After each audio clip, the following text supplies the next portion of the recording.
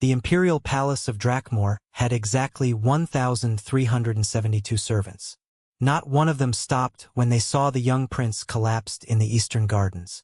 Kale Thor, third son of the Dragon Emperor, lay gasping among the crystalline flowers, his scales dulled to ash-gray.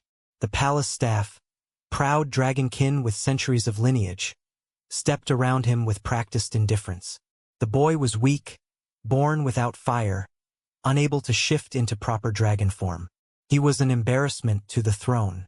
Better to let nature take its course. Maria Santos saw him on her way to clean the meditation chambers. She'd been working at the palace for 3 months, one of the few humans employed in the Empire's heart. Most species considered humans unremarkable, short-lived, magicless, fragile, perfect for menial labor. She didn't hesitate. "Hey! Someone help!" Her voice echoed off marble walls. No one came. The dragonkin butler nearby simply adjusted his monocle and walked away. Kale Thor's breathing was shallow, rapid. His young face, barely adolescent by dragon standards, was contorted in pain. Maria dropped her cleaning supplies and knelt beside him. His skin burned with fever despite the cold sweat beading his forehead. Without thinking, Maria scooped the prince into her arms. He was surprisingly light, hollow-boned like Earth's birds despite his species' reputation. She ran. The palace guards blocked her path at the eastern gate. "Halt! That is royal property." "He's dying," Maria shouted. "Move! The emperor has 11 sons. This one is defective." The guard's voice was flat. "Return to your duties." Maria looked at the dying child in her arms, then at the impassive faces before her. Something in her snapped.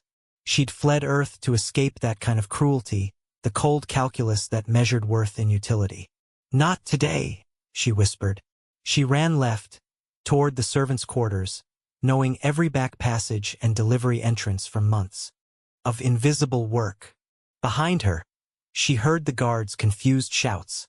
Humans weren't supposed to disobey. Humans were compliant. The medical ward was 2 miles away in the city proper. Maria's lungs burned. Her legs screamed. Kale Thor's breathing grew weaker in her arms, his eyes unfocused. "Stay with me," she gasped. "Come on, kid. Stay with me." She burst through the ward's doors just as her legs gave out.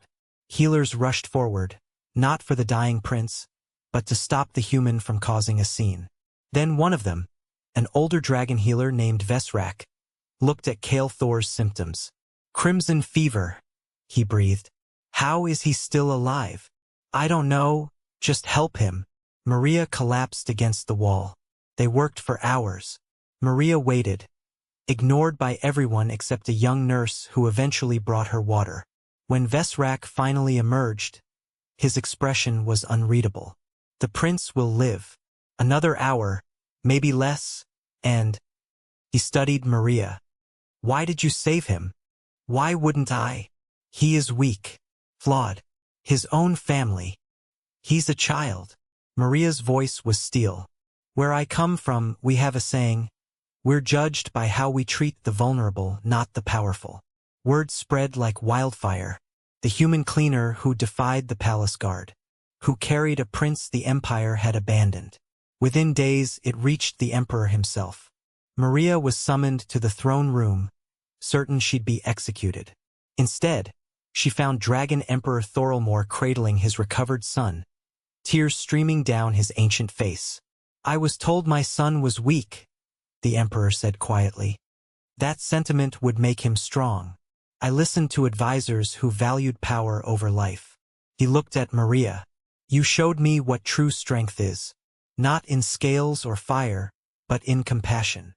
The emperor's decree went out that night. Any who abandoned the vulnerable would answer to him personally. New laws protecting the weak swept the empire. And Maria? She became Kale Thor's personal guardian, the human who reminded an empire that caring for others wasn't weakness. It was the most human thing of all.